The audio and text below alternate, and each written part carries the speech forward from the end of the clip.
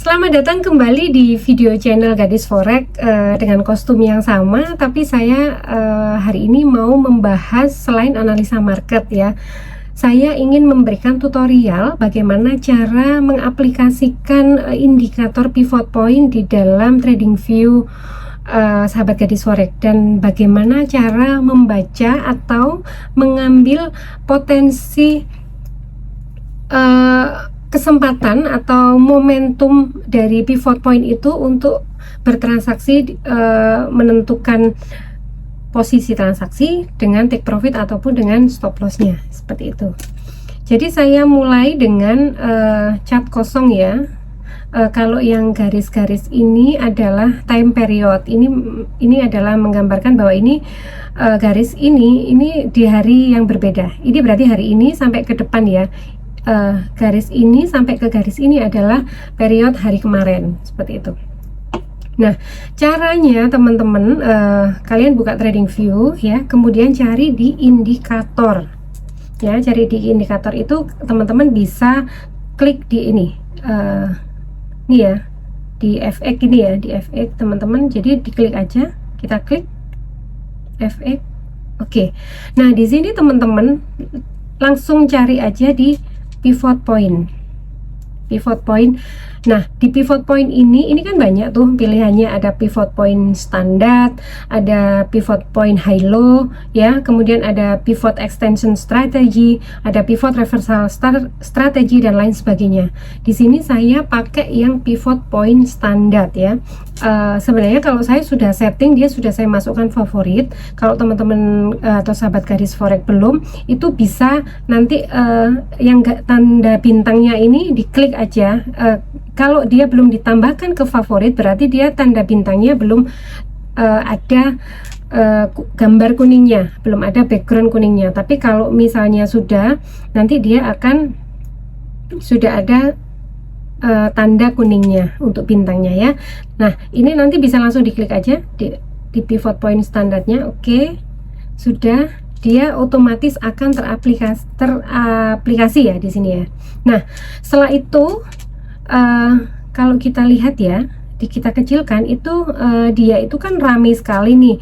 Pivot ini periodnya kan ke belakang ini rame ya. Kalau saya akan saya rapikan ya.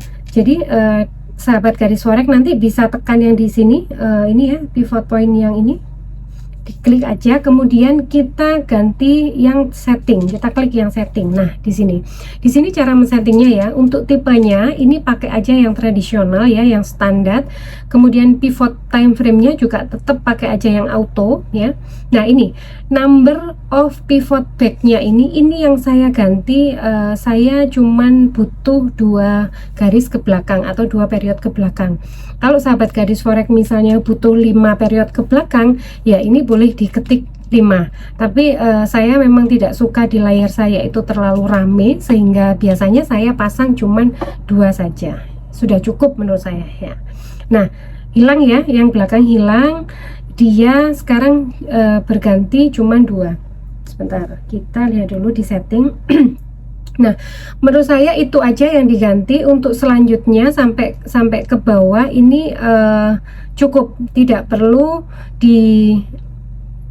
tidak perlu diganti untuk settingnya, biarkan default ya. Yang perlu kita ganti tadi cuman di number of pivot back-nya saja, seperti itu.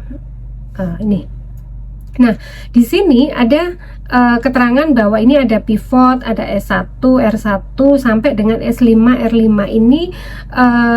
Kalau sahabat Gadis Forex butuh misalnya cuman mau melihat sampai support 3, berarti yang support 4, resisten 4, support 5 sampai dengan resisten 5 ini bisa dihilangin.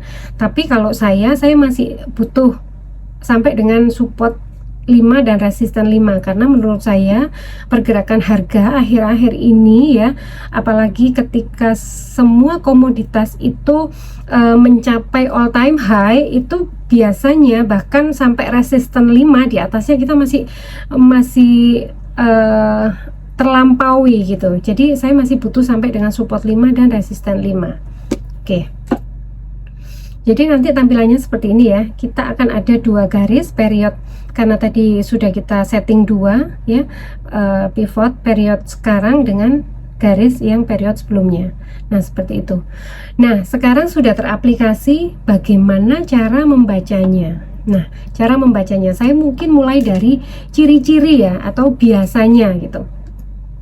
Kita kecilin. Nah, biasanya jika ada garis entah itu support atau pivot atau resisten yang berdekatan antara period hari ini dengan sebelumnya, ini akan menjadi area base, area yang akan dia akan berada sideways lama di situ. Contohnya seperti ini.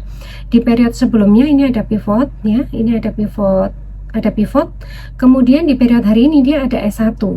Nah, di sini harga kayak seperti terpenjara di sini ya, terbatasi ya. Nyampe di pivot sebelumnya dia terreject, dia balik naik, dia di S1-nya dia juga balik turun gitu. Jadi kalau ada garis yang berdekatan antara period hari ini dengan period sebelumnya, dia akan cenderung sideways atau membentuk base ya. Nah, di sini untuk pengambilan posisi, nah itu teman-teman bisa seperti ini.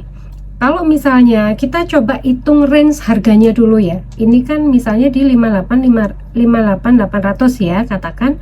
Kemudian S1-nya ini bisa di 59.800-an lah sekitar. Berarti ada 1000 poin ya. Ini untuk Bitcoin. Nah, 1000 poin itu menurut saya kalau kita mau scalping itu cukup ya, cukup memberikan profit begitu. Jadi sahabat gadis forex juga bisa mengambil posisi di sini. Ada banyak momentum. Ketika dia menyentuh pivot 1, ambil aja buy ya. Tapi tetap disesuaikan, harus ada stop loss-nya. Kemudian kalau dia akan menabrak support, ini bisa sell, tapi ini pendek ya, ini pendek. Begitu dia break support 1 ini ya sudah, sellnya harus dilepas, harus diikhlaskan untuk di stop loss. Kita berganti tren, karena kalau misalnya dia break S1 ada kemungkinan dia akan mengejar ke ini garis yang resisten 1 period sebelumnya, atau dia bahkan akan ke pivot period hari ini, seperti itu. Jadi itu sedikit gambaran mengaplikasikan indikator pivot point beserta tips bagaimana sahabat gadis forex bisa mengambil peluang transaksi ya, bisa di antara base itu tadi, atau mungkin langsung aja kalau misalnya kita lihat nih trennya naik gitu, dia berada di S1 berarti dia mungkin akan ngejar pivot. Kalau dia berada di area pivot gitu ya dan dia break, kemungkinan dia akan mengejar di R1-nya. Jadi seperti itu cara membacanya. Semoga bermanfaat dan semoga kalian semua bisa make money dan terus happy cuan. See you, bye bye.